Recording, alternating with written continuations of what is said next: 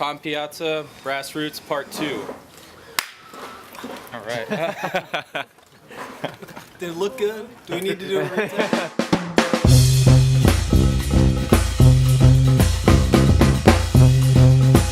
Okay, my name's Tom Piazza. I'm a writer. I've written a couple books about New Orleans, one called Why New Orleans Matters, another called City of Refuge, which was a novel. And I'm one of the writers on the HBO series Treme. One of the things that's true to say about brass band music is that you have a number of individuals all playing together in a profoundly ensemble-oriented form. To me, the brass band form is not primarily oriented around solo performance.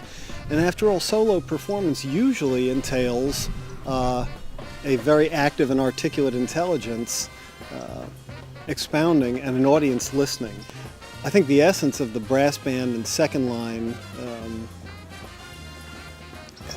enterprise is that you don't have that kind of implied proscenium between the performer and the audience. In other words, you have a very immediate call and response relationship between the rhythmic and harmonic and contrapuntal aspects of the music and the dance response of the people who are following behind it, the second liners. There's a dynamic that includes the band and it's not even proper really probably to call it an audience, the band and the people who aren't in the band who are following along with it.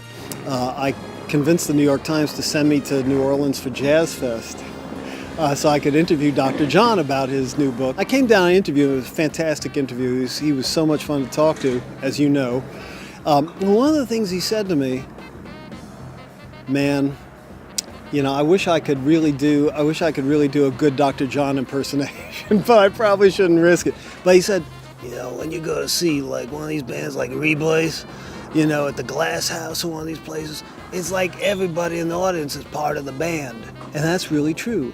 It's just a kind of physical translation of the music and of the rhythmic relationships and the melodic and motivic relationships that are happening up on the stage. I think it's probably a fair generalization to say that most musical utterance that's organized around an antiphonal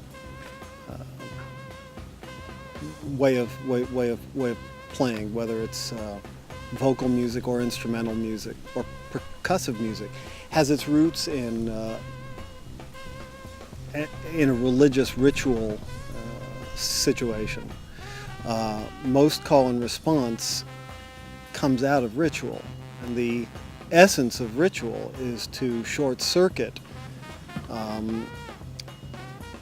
the day-to-day sense of the passage of time, and to put you back in a timeless place, to put you in a space that is not subject to mortality and to the passage of time. And I think that is at least part of the key to the deep hold that music in New Orleans has on its devotees and adherents.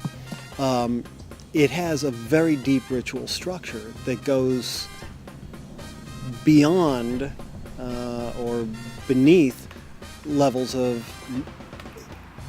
forgive me for putting it this way, but mere connoisseurship.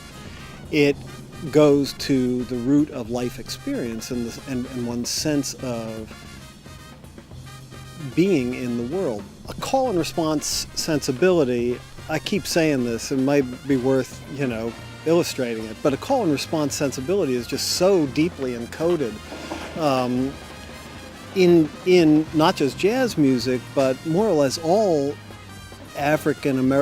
all music that has its roots in African American culture. It's just part of the DNA, whether it's, Hootane, hey mama, Hootane, and John's coming, Hootane, nobody running, the call and the response, whichever is the call, whichever is the response.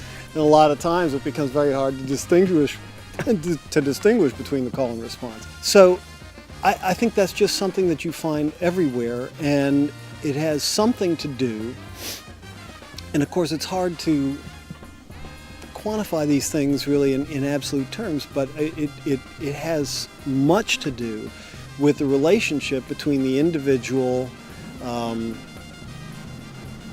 between the business of the individual's relationship to being in the world and the meaning that's conferred by a group and a context. And one of the things that New Orleans culture does for the people who live here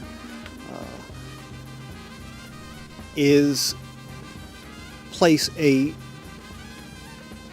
lot of emphasis on individual expression, on doing what you wanna, on being who you are, on living the way you want to live, and yet at the same time giving you a very sustaining context in which to do that, that is constantly restating the importance of being alive while you're alive.